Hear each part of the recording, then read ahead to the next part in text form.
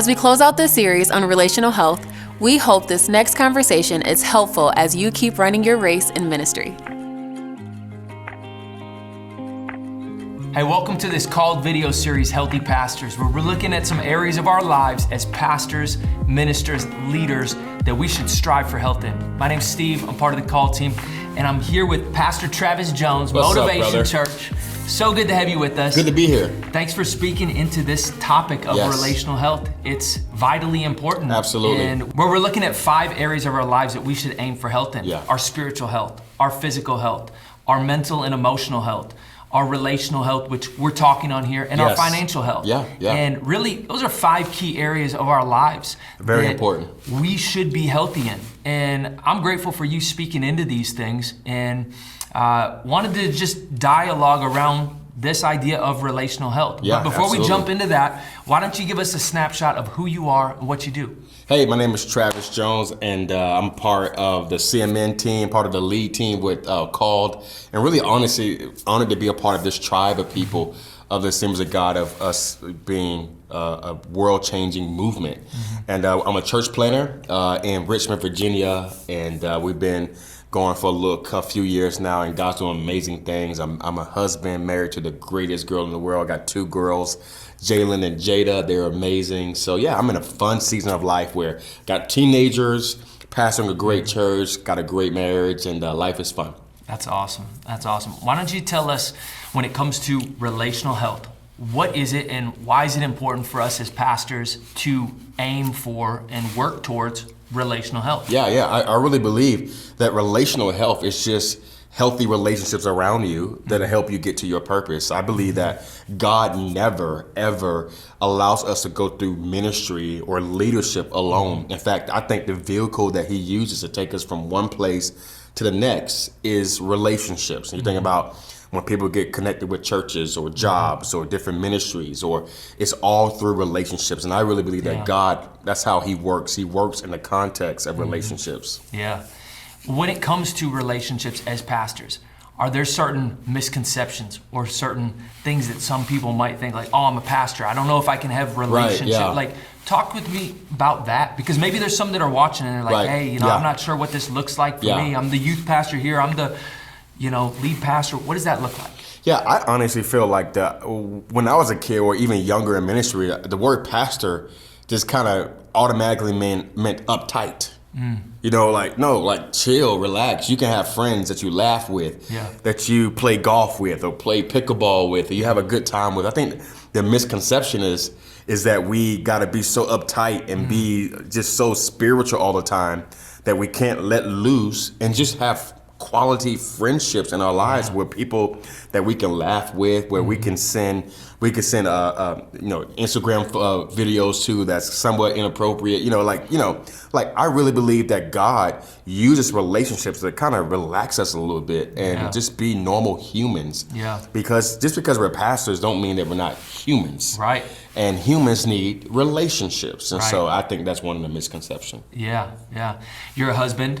You're a dad. Yeah. You're a lead pastor. You mentioned in one of the videos earlier, which, by the way, I want to encourage you, if this is the first one you're watching, make sure to check out Pastor Travis's other videos on relational health, and all of them that we have in this series. But you kind of mentioned some things earlier that were so awesome. When it comes to what you do as a person, how do you make sure that you have healthy relationships in all of those different areas of your life? Yeah, I think that if you're not first healthy as an individual, I think it's impossible for you to really have healthy relationships. And what I mean by that is there's some people that they're not healthy on the inside of their soul. Mm-hmm. And so maybe there's a sense of pride that's creeping into our hearts where you feel like we don't need relationships, or maybe there is this unhealthy attachment towards achievement that we see a lot with young ministers, where you gotta achieve, you gotta be known, you gotta have that platform, you gotta be able to travel, you gotta be on that stage.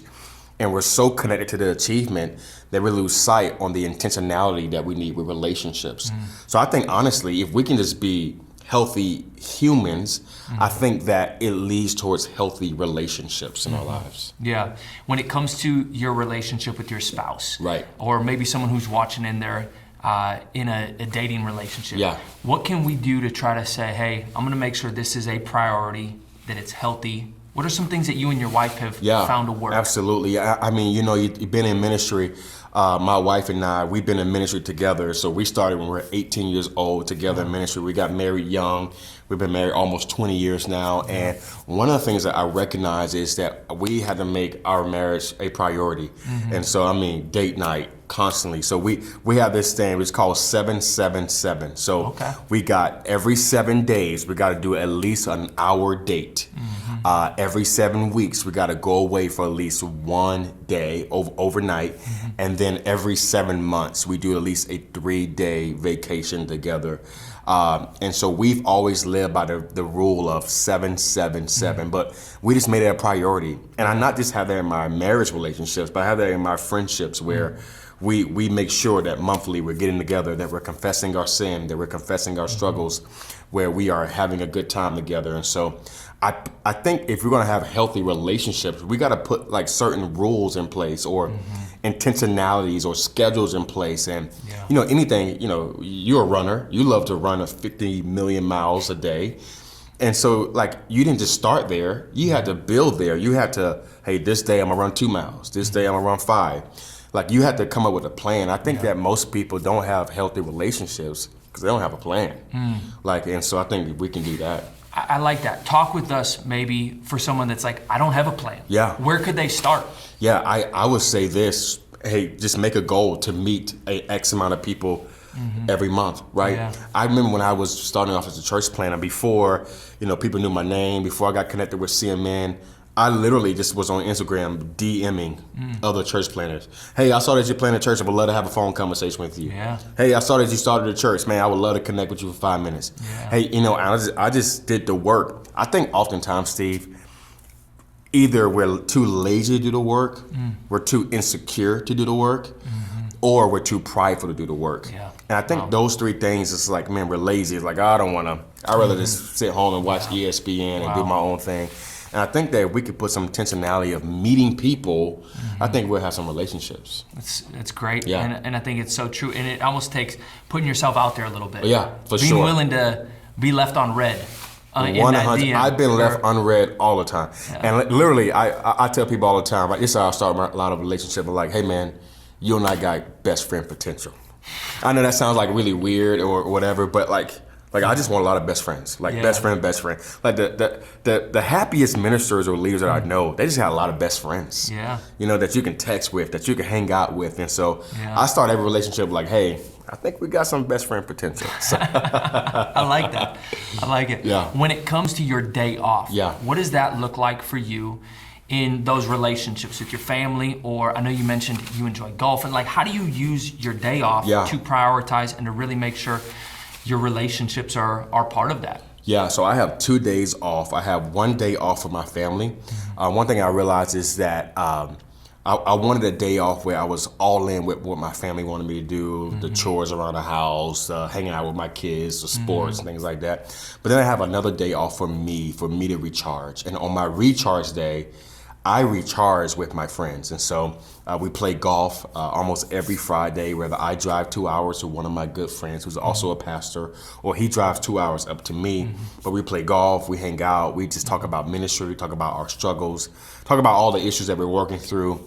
And honestly, that recharges me. It's almost like in one of the videos I mentioned, you know, at old school, you would play these racing games on the video game, and you know, there's like a checkpoint. You know, you had 60 seconds to get to the checkpoint, and when you got to the checkpoint, it kind of reset the clock, the countdown. Yeah. And I really believe that for me, every Friday is my reset. Like, okay, I've been working hard, leading a growing church, leading staff members, leading building projects.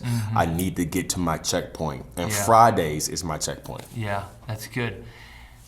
Have you ever gotten to a point though where, and it might overlap into some of the stuff from Kristen, where she talked about mental and emotional health, where you're like, it's Monday, and you're like, I need Friday like now. Yeah. What do you do in those moments? Oh, I call my friend. I have, every person needs what I call a parking lot friend. Where that friend, where before you go into the church or before you go home from work, If you can just call and just download and like, man, this is what I'm going through. Yeah. And I think everyone needs a parking lot friend. That's where it really allowed me to kind of get through a lot of tough and dark times in ministry. Yeah. That's great Yeah. and very practical to be Yeah. able to say, because for a lot of weeks it might be, man, Friday was yesterday and I Yeah. need it again. Yeah, you know, absolutely. But first Sunday comes Yeah. and then the whole work week. Come on. Yeah. I like that. As a dad, what do you do intentionally to just build that relationship with your daughters? Yeah. And how old are they again? Oh yeah, so right now they're 13 and 11. 13 and 11. Yeah. So I'm sure it looks different now than it did 5 years ago with 100%, them. yeah. What do you do in this season right now that could maybe be an encouragement to a dad that's watching? Yeah. Well, a few things. Number one, I'm a girl dad, so I have a certain perspective because I got girls. I'm dealing with a lot of different emotionals, souls that's in my home. But just connecting with them, you know, seeing where they are, one question I have trained my girls to ask for me to ask them is, how's your soul? And now, and they're young and they're being able to process, man, Dad, I'm not good. I'm overwhelmed with school. I got anxiety. They're in sports. Man, sports is overwhelming right now. Hey, I'm not playing well. And so for me, having those emotional check-ins as a dad, I just don't want to be present in the room. I think being present is powerful, but I want to be intentional about checking in on their soul. Yeah. And in this season, that has been the greatest thing that I can do is just saying, tell me where you are. And that takes time. Yeah. Soul check-in is not quick check off. Yeah. It is, this could lead to a 2-hour conversation. Yeah. And I'm gonna put the time in. And I'm for sure it. sometimes it does. Oh, a lot of times it does. Yeah. When it comes to how we can just have little check-ins. Yeah. Or, on a car, you got your dashboard. It's got all the different things. Right. Are there certain things that you can see where it's hey, this is a check-in, or almost when I notice I do this, I realize I need to pick up the phone and call that person, or I realize, hey, maybe I can't wait 7 months before we have another little getaway with you and your wife. What does that look like? For me, the red alert that goes in my soul, that goes off, beep, beep, beep, beep, beep, that is, if I have not heard God's voice in 3 days, alarm. Yeah. So I'm calling my friends, I'm talking to my wife. And a lot of times, those guys or girls, my wife, they're able to be the voice of God that I haven't heard in 3 days. Hey man, this is what God's saying to you. I think that many of us need relationship in our lives where you constantly hear the phrase, hey, God told me this about you. A lot of us don't have that. Hey, God told me, this is what God's saying. And I'm just telling you, I got several people around me, hey, that's always hearing God's voice on my behalf when I don't hear God's voice. And so it's just that 3 day, if I go 3 days without hearing from one of my friends or even in my soul, I haven't heard from God, it's a red alert for me. That's when I need to call my friends, check in with my wife, call my mentors, call my counselor. Hey, I need to hear God's voice. And maybe that's something that God's been speaking to you about. That's good. Yeah.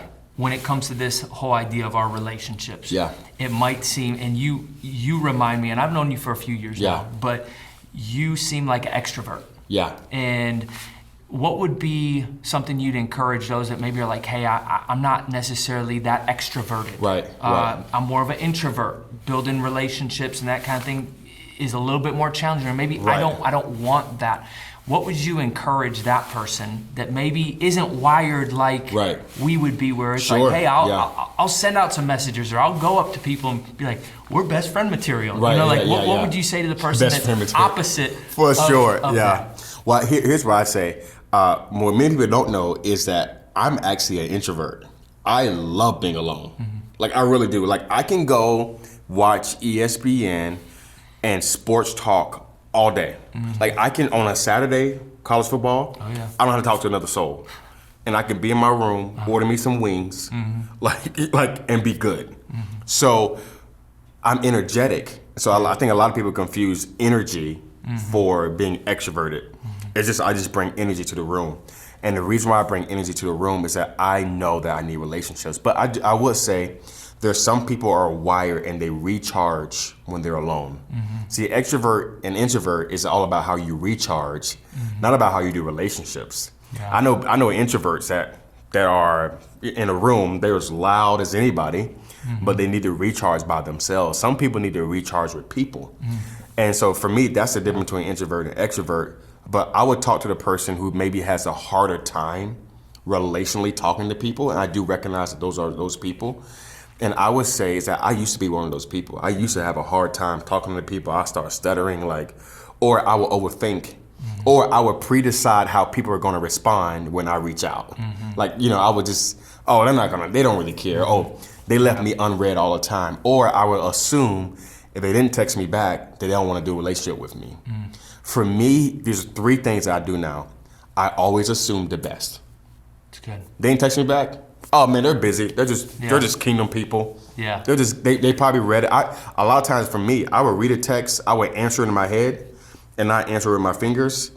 And I always tell people, hey, charge it to my head, not my heart. I love you, I just forgot to text you back. Yeah. So I literally always give people the benefit of the doubt. Number 2, I never pre-decide. So I never before I reach out to somebody on Instagram or I go up to somebody, best friend material, I never say, they're too cool for me, or they're too high up for me, or their church is too big for them to hang out with me. I never pre-decide. Yeah. I just do it, right? Yeah. And then lastly, I always say to myself, even if it doesn't work, it's worth the risk. Yeah. It's good. I got some relationships with people that I've had fallen outs with people that I was close friends with. That's life. Yeah. That's ministry. That's the fallen world that we live in. We're gonna have moments where we fall out with people, but every time at the end of the day, I always say it was worth the risk. That's great. Yeah. I love those 3 thoughts. Yeah. I think it's very good. Being a lead pastor. Yes. You church planter, how do you build relationships with people outside of your church, in the community? Yeah. Are there certain little things that you just have grown to basically do? Right, and yeah. how you go about your time in Richmond? Right. As you say, hey, you know what, I'm going to live on mission, not just in the church, but Sure. in the community. Yeah. What does that look like? Well, I think if you're going to be an evangelist, which I think God's calling everybody, I'm not talking about the calling of evangelist. I'm talking about the role of evangelist that every Christian should be. Yeah. I think you got to build a relationship outside your church. If I don't reach people outside my church, then I can't tell my church to reach people outside the church. Right. And so I think as a role of evangelist, I'm constantly wanting to meet people, and so on the golf course, I'm always playing golf with people that I don't know. And so I would call my club, pair me with people that I don't know so I can hang out with them. I'm always hanging out with my neighbors. One of my neighbors, he's a manager at a bank, but he loves football. And so once a month we get together and watch Monday Night Football together. That's cool. And we just hang out. Yeah. And we become great friends. He barely knows the Lord. He curses every other word. It's bad, but we actually are friends. I actually love him, and I know that he loves me. Yeah. And so I think just being intentional. I think you living out your recreation habits that you have, that you can meet people and establish relationships. That's good. What would you say to the person that's pretty new in ministry, heading into ministry, to encourage them, maybe as they're watching, to just say, keep on running your race strong. Yeah. Make sure that relationships are at the core and healthy. What would you encourage that person? My encouragement would simply be, hey, you're going to accomplish a lot. Accomplishments are not great when it's done by yourself. You need people. Don't get to the top and be alone. Get to the top where you can celebrate with your family and your friends and your people. And I promise you, the enemy is an enemy that wants to make you do this alone. We see David, when he fell, he was alone. We see Judas, when he fell, he was alone. We see Eve, when she failed, she was alone. The enemy wants to get you alone, because he knows if he gets you alone, you won't finish your race. But if you do it with the people of God and do it with a tribe, you will see God allow you to finish the race that he set before you. That's great. Yeah. That's great. Here, before we close, a couple of fun rapid fire questions. I love rapid this. Fire I questions. love rapid fire. Okay. Favorite golf course you've ever played on? Oh, gotta be Torrey Pines, Okay. San Diego. Okay. Yeah. bucket list golf course you've yet to play on? Pebble Beach. Okay. Yeah. You're a girl dad. Favorite thing about being a girl dad? Favorite thing about being a girl dad is talking boy relationship. It's so fun. Yeah, because I get to talk to them about the inside secrets of what these stupid boys trying to do to them. I got a 5-year-old, Yeah. and not there yet, but Yeah. I'm sure those will be Yeah, it's interesting. so fun. So fun. College football or NFL? Woo! NFL. NFL? Yeah. Who are your teams? My teams, NFL, Miami Dolphins, college, Miami Hurricanes. Okay. Yeah. How are the Dolphins going to do this year? Not gonna make the playoffs. Hopefully we be really, really bad so we can get a good quarterback in the draft. That would be good. That would be great. That would be good. Well, Pastor Travis, it has been an honor so to good. have you Dude, part of this. so Thanks fun. for not only investing in the called, but really just having a heart for the church as Yeah, a whole. love it, man. And grateful for you and for everybody watching. Thanks for tuning into this episode. We got a lot of episodes in this series of Healthy Pastors, so make sure to tune in to all of them.